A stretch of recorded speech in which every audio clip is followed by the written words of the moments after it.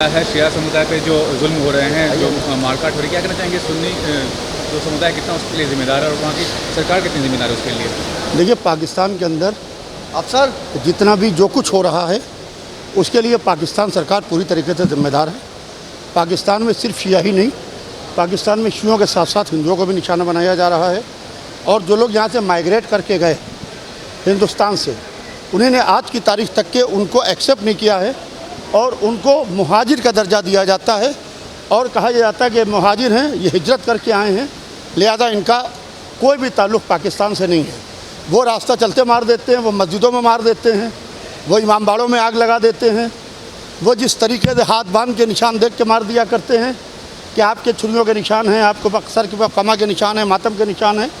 तो लिहाजा पाकिस्तान इस्लामी देश नहीं बल्कि एक आतंकवादी देश है, जहाँ सिर्फ़ और सिर्फ आतंकवाद पनाह ले रहा है। ऑल इंडिया शिया फसला बोर्ड ने बाकायदा इसके लिए आवाज़ें भी उठाई हैं और ज़बरदस्त तरीके से हम पाकिस्तान के ख़िलाफ़ प्रोटेस्ट भी करते रहे हैं और परसों भी हमने लखनऊ में बहुत बड़ा प्रोटेस्ट किया है।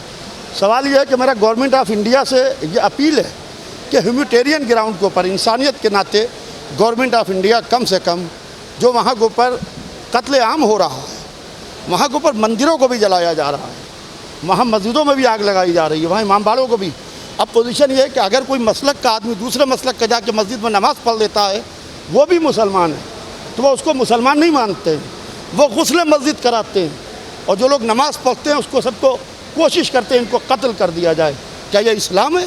इस्लाम तो ये कहता है कि लकुम दीनकुम वलिय दीन, तुम्हारा दीन तुम्हारे साथ, हमारा दीन हमारे साथ है। आज हम हिंदुस्तान में रह रहे हैं तो हम अपने मुल्क में एक खुली हवा में सांस ले रहे हैं। आप यकीन मानिए कि हम कहीं भी चले जाएं पूरे मुल्क में, हमें ये इत्मीनान है कि हम हिंदुस्तान के अंदर हैं, हमारी जान सेफ है। आज जब माँ का बेटा पाकिस्तान में कहीं निकलता है तो वो माँ कलेजा पकड़े बैठी रहती है कि मेरा बेटा वहाँ से वापस आएगा या उसकी लाश आएगी या उसकी खबर सुनने को मिलेगी। सर, ये भी कहना चाहूँगा, जिस तरह से अगर हम बात करें, यहाँ पर सिटीजनशिप दी जा रही है पाकिस्तान के जो बांग्लादेश के जो हिंदू है, जो इसी तरह के जो लोगों को वो प्रॉब्लम होते हैं, तो क्या आपको लगता है शिया मुस्लिमों को भी सिटीजनशिप देना चाहिए? देखिए, हमने ऑल इंडिया शिया फसला बोर्ड का जो हमारा 8 दिसंबर को हमारा जलसा हुआ था लखनऊ में, पूरा एनुअल इजलास, तो उसके अंदर हमने सिटीजनशिप अमेंडमेंट बिल को लेके हमने कई चीज़ों को रखा था वहाँ के ऊपर। तो उसके अंदर देखिए, हम शिया कम्युनिटी जो है वो माइनॉरिटी विद इन माइनॉरिटी है, हम अक़लियत में अक़लियत हैं। हम दूसरे की रोटी नहीं खाना चाहते हैं, हम दूसरे की रोटी नहीं खाना चाहते, मगर हम अपने हिस्से की रोटी दूसरे को खाने भी नहीं देंगे।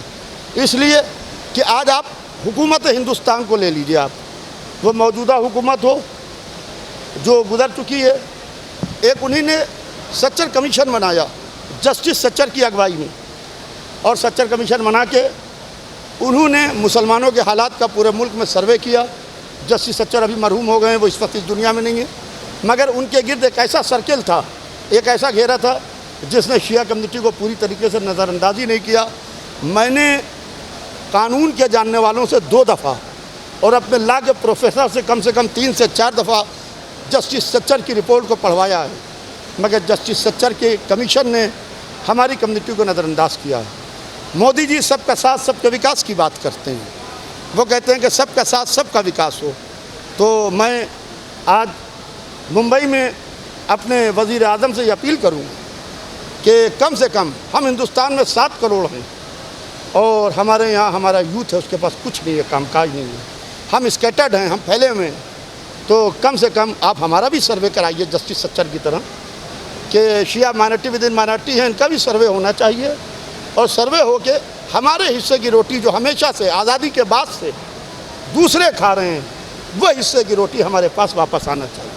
सर, किसान आंदोलन भी इतने समय से चल रहा है लेकिन कोई हल नहीं निकल पाया अभी तक, तो क्या कहना चाहेंगे, क्या समाधान हो सकता है आपके राय में, क्या होना चाहिए? देखिए, जहाँ तक कि किसान आंदोलन की बात है, तो किसान आंदोलन में मैं वज़ीर आज़म और हुकूमत हिंदुस्तान से ये अपील करूँगा कि गरीब किसान जो दिन में धूप में, रात की ओस में, तेज़ जाड़े में, तेज़ गर्मी में, तेज़ बारिश में वो अन्नदाता है, वो अन्न उगा रहा है, वो मेहनत कर रहा है।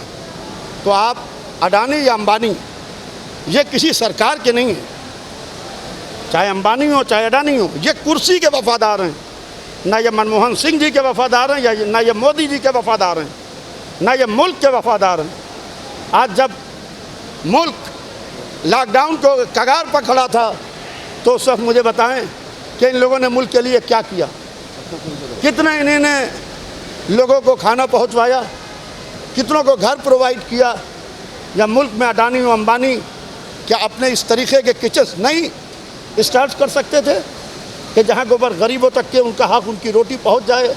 हज़रत अली अलैहिस्सलाम ने कहा है कि तुम अपने मुआशरे में उन लोगों को तलाश करो जिन्हें गुर्बत खाने न दे और गैरत हाथ फैलाने न दे। लिहाजा ज़रूरत इस बात की है कि हम इस वक्त किसानों का साथ दें, और किसानों के साथ में इसमें कोई सियासत नहीं करना चाहिए किसी पार्टी को भी। जो पार्टी सियासत कर रही है हम उसके भी ख़िलाफ़ हैं। किसान आंदोलन को लेकर जो पार्टी सियासत कर रही है हम उसके भी ख़िलाफ़ हैं।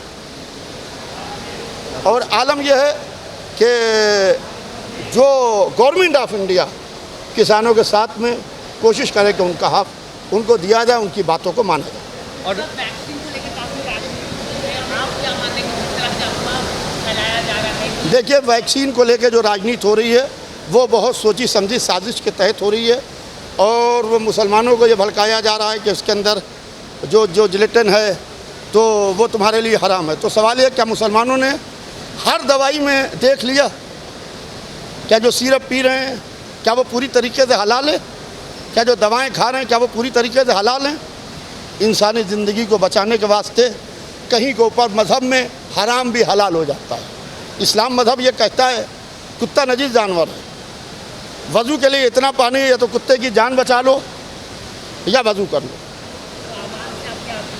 मैं आवाम से ये अपील करना चाहता हूँ कि वैक्सीन को लेकर जो भ्रम पैदा किया जा रहा है, चाहे उसके अंदर कुछ लोग भी हों, आप इस भ्रम में मत आएँ और आप वैक्सीन को लगाएं। क्योंकि मराजा किराम जो हमारे नजफ़ में हैं, इराक़ में, ईरान में, उन्हीं ने कहा है कि अगर कोविड की वजह से, कोरोना की वजह से, आपकी वजह से किसी दूसरे शख्स को कोविड होता है, कोरोना होता है, तो आपको कातिल तस्वुर किया जाएगा।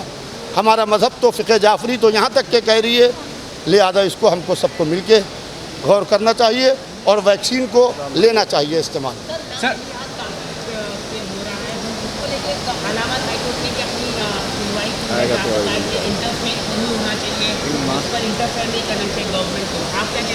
देखिए, जहाँ तक कि लफ्ज़ जिहाद की बात है, इसमें हमारे यूपी के चीफ मिनिस्टर श्री योगी आदित्यनाथ जी भी बहुत पेश हैं। और जहाँ तक के लफ्ज़ जिहाद का मामला है, हुकूमत को ज़रूर उन लोगों के ऊपर सख्त कानून बनाना चाहिए जो अपना मज़हब तब्दील करते हैं और तब्दील करने के बाद में शादी करते हैं और उस बच्ची की ज़िंदगी को तबाह कर देते हैं। सर, इतने सालों बाद मगर लफ्ज़ जिहाद को लेकर जो मज़हब को टारगेट किया जा रहा है और ख़ास तौर से मुस्लिम मज़हब को टारगेट किया जा रहा है, मैं इसके ख़िलाफ़ हूँ। सर, इतने सालों बाद अयोध्या का जो फैसला आया राम मंदिर बनाने का, वो कितना आपको लगता है कि सही फैसला था गवर्नमेंट का? देखिए, अयोध्या के मसले पर ऑल इंडिया शिया फैसला बोर्ड पहले ही ये कह चुका है कि अयोध्या के मसले के ऊपर जो भी ऑल इंडिया मुस्लिम फैसला बोर्ड का फैसला होगा हम उसके साथ खड़े हैं। हम कल भी ऑल इंडिया मुस्लिम फैसला बोर्ड के साथ शिया फैसला बोर्ड खड़ा था, आज भी हम ऑल इंडिया मुस्लिम फैसला बोर्ड के साथ खड़े हैं। और बहरहाल जो भी फैसला आया वो सबके सामने है पूरी तरीके से, वो ढका छुपा फैसला नहीं है। लिहाजा हम कानून के ऊपर उंगली नहीं उठाना चाहते हैं। लिहाजा हमारा कानून है, हम अदालत का एहतराम करते हैं, लिहाजा एहतराम मलूज़ खातिर रहता है। इसके अलावा 370 का जो धारा है उसके बारे में क्या आपको विचार है कि? देखिए, धारा 370 हो चाहे कश्मीर का मसला हो, धारा 370 को लेकर जिस तरीके से कश्मीर के अंदर हालात को बिगाड़ने की कोशिश की गई, इसको एक बार असर नौ देखना चाहिए। सबको कॉन्फिडेंस में लेकर बात करना चाहिए। इस वक्त हमारे होम मिनिस्टर श्री अमित शाह जी को सबको पूरी तरीके से, जो लोग हैं जिनके समझ में नहीं आ रहा उनको कम से कम समझाना चाहिए बिठा के। कॉन्फिडेंस एक चीज़ होती है कि हमने डिक्टेटरशिप की, हमने ये कर दिया, हमने ये कर दिया, हमने ये कर दिया। डिक्टेटरशिप बहुत दिन तक के नहीं चलती है।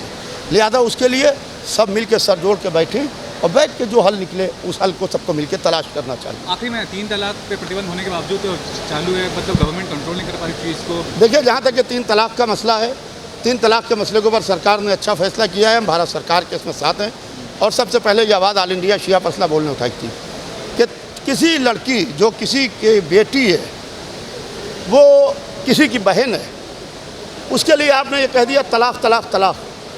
खाने में नमक तेज़ हो गया, आपने कहा तलाक तलाक तलाक। आप घर में आए, आपके दोस्तों के लिए खाना तैयार नहीं था, आप नाराज़ हो गए बीवी, आपने कहा तलाक तलाक तलाक। हमारे यहाँ फ़िक़्ह जाफ़री में 3 लाख दफ़ा भी तलाक़ तलाक़ तलाक़ कहिए सुबह से शाम तक के, तो तलाक़ तलाक़ तलाक़ नहीं होती है। हमारे यहाँ निकाह में गवाह की ज़रूरत नहीं है। निकाह में गवाह की ज़रूरत नहीं। अगर अकेला लड़का और लड़की किसी 5 स्टार होटल के रूम में जाता है और वो निकलते हैं, कहते मैंने निकाह कर लिया, तो हमारी फ़िक़्ह, हमारा शरीयत, हमारा मज़हब उसको एक्सेप्ट करता है। मगर अगर लड़का लड़की से कहता है अकेले निकल के हमने इस लड़की को तलाक़ दे दी, तो हमारी फ़िक़्ह उसको एक्सेप्ट नहीं करती है। कम से कम 2 आदिल गवाह की ज़रूरत होती है।